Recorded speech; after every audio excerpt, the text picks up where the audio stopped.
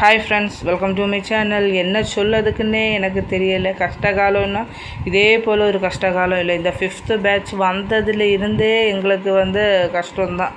ஏன்னா வந்த முதல் நாள்லேருந்தே ஒரே என்னதான் மொட்டாலிட்டி 10, 12 அந்த மாதிரி போயிட்டே இருக்குது. சொல்லிட்டு காரியம் இல்லை. ஏன்னா நான் ரொம்ப வெயில், ஹியூமிடிட்டி லெவல் ரொம்பவுமே ஜாஸ்தியாக இருக்குது. இது நம்ம ஃபார்முக்கு மட்டும் இல்லை, எல்லா ஃபார்ம்லேயும் நம்ம கனெக்ட் வச்சுருப்போம் இல்லை. அந்த இதில் நம்ம கேட்கும் போதெல்லாம் எல்லா ஃபார்ம்லேயும் இதே பிரச்சனை தான். நிறைய மொட்டாலிட்டி ஆகிட்டே இருக்குது. சரி என்ன பண்ணலாம், அப்படியே நம்ம கொஞ்சம் மனசை தேத்திட்டு வரலான்னு பார்த்தா, இன்றைக்கி பார்த்திங்கன்னா காலையில் ஒரு 10-10:30 போல் இருக்கும். அந்த டைம் ஒரு டபான்னு ஒரு சவுண்டு கேட்டு போய் என்னன்னு பார்த்தேன்னா, அந்த டேங்க் அப்படியே வெடிச்சு செதறிச்சு. அது ஆல்ரெடி ஒரு லீக்கேஜாக இருந்துச்சு. அதை நம்ம கண்டுக்காமலே இருந்தோம். அதுவும் இல்லாமல் இப்போ வெயில் சமயம், அதுவும் இல்லாமல் 1000 லிட்டர் தண்ணி ஆகும் போகிறது.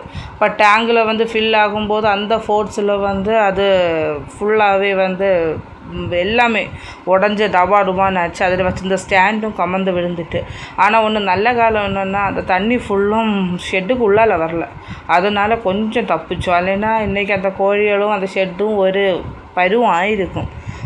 அது தண்ணி அப்படியே வாழைகளுக்கு தான் போச்சு. சரி இருந்தாலும் அதை என்ன சொல்லுறது, கஷ்டம் இல்லை. அது ஸ்டாண்ட் உங்களுக்கு தெரியுது இல்லை எப்படி விழுந்துருக்குன்னு. அந்த ஷீட்டில் ஒரு அடியை அடிச்சிருக்கு. சரி பின்ன அதுக்கப்புறம் 10:30 மணியெல்லாம் ஆகிடுச்சு. மார்னிங் 6 வருவேன். எல்லோரும் காலையிலேயே வேலைக்கு போயிடுவாங்க. பின்ன யாருக்கெல்லாமோ ஃபோன் பண்ணி ஏதோ ஒரு பிரதர் இருந்தான், அவனையும் கூப்பிட்டு வச்சு சரி இனி வேறு ஒன்றும் பண்ண முடியாது. ஏன்னா கோழிகளுக்கு தண்ணி கொடுத்துட்டே இருக்கணும். அதுக்கப்புறம் பார்த்திங்கன்னா கோழிகளோட ட்ரிங்கர்லேயும் தண்ணியும் இல்லை. வீட்டில் இருந்து ஒரு பக்கெட்டில் இருந்து தண்ணியும் எடுத்துகிட்டு ஃபுல்லாக ட்ரிங்கரில் 1/2 ஹவருக்கு வரைக்கும் போய் நம்ம ட்ரிங்கரில் ஃபுல்லாக தண்ணி ஃபில் பண்ணிகிட்டே தான் இருந்தோம். எப்படி இல்லாமல் இது ஒரு மத்தியானத்துக்குள்ளால் எல்லாமே ரெடி பண்ணிட்டாங்க. அதனால் கொஞ்சம் தப்பிச்சிட்டோம். அதுக்கப்புறம் என்ன பண்ணதுக்கு எல்லாமே அதான் காசு தான் போகுது. ஒரு பிஸ்னஸ்ன்னு ஆகும்போது என்னது சக்ஸஸும் இருக்கும், ஃபெயிலியர் இருக்கும், ஏற்றவும் இறக்கவும் எல்லாமே இருக்கும். நம்ம எது வந்திருந்தாலும் நம்ம ஃபஸ்ட்டு ஃபேஸ் பண்ணி தான் ஆகணும். எப்போவுமே நமக்கு லாபத்திலேயே போயிட்டு இருக்காது. சரி இந்த மாதிரி எல்லாம் இதெல்லாம் நம்ம ஃபேஸ் பண்ணி தான் ஆகணும். ஓகே பரவாயில்ல.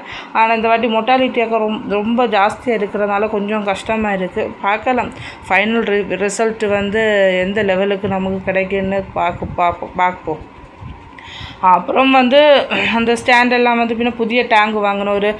இந்த வாட்டி 1000 வாங்கலை, ஏதோ 500 லிட்டர்ஸுக்குள்ளே தான் நம்ம எடுத்தது. அந்த டேங்கையும் நம்ம ஃபில் பண்ணி கனெக்ஷன் எல்லாம் ஒன்றுன்னு நம்ம கொடுத்தோம். அதுக்கப்புறம் வேறு ஏதாச்சும் ப்ராப்ளம் இருக்குது அந்த மாதிரியெல்லாம் பண்ணி எடுத்து எல்லாமே ஓரளவுக்கு எப்படி இல்லாமல் முடிஞ்சிட்டு. சரி இனி இது எப்படி போகுதுன்னு பார்க்கலாம். அதுக்கப்புறம் நான் இடையில நமக்கு தான் கிச்சன் ஒர்க்கெல்லாம் இருக்குல்ல, அப்படின்னு நம்ம போயிட்டோம். அவங்க இன்றைக்கி வேலைக்கு ஒன்றும் போகாமல் இன்றைக்கி ஃபுல்லாக தான் ஃபார்ம் ஒர்க்கு தான் இருந்துச்சு. அதுவும் இல்லாமல் புதிய சிக்ஸு வேறு வருது. அந்த ஷெட்டையும் நம்ம க்ளீன் பண்ணணும். எல்லாம் அப்படி இன்றைக்கி ஒரு டே ஒரு என்ன முரடிப்பான டேயாக இருந்துச்சு. சரி பரவாயில்ல, ஃபைனலாக நம்ம எல்லாமே அரேஞ்ச் பண்ணிட்டோம். அப்படியே வாழைகளையும் நம்ம பார்க்க போனோம். அதுவும் கொஞ்சம் பரவாயில்ல, கொஞ்சம் வளர்ந்துருக்கு. அது என்ன இப்போ கொஞ்சம் ஈவினிங் ஆகும்போது கொஞ்சம் மழை பெய்யுது. அது கொஞ்சம் நல்லது தான். சரி எப்படி இல்லாமல் போயிட்டு இருக்குது. பார்க்கலாம் இது ரிசல்ட்டு நமக்கு எப்படி இருக்குதுன்னு நான் உங்களுக்கு ஃபைனலில் சொல்கிறேன். எதுவாக இருந்தாலும் விடாமுயற்சி தான். விடாமுயற்சி விஸ்வரூப வெற்றி. உங்களுக்கு இந்த வீடியோ பிடிச்சிருந்தா லைக் பண்ணுங்கள்.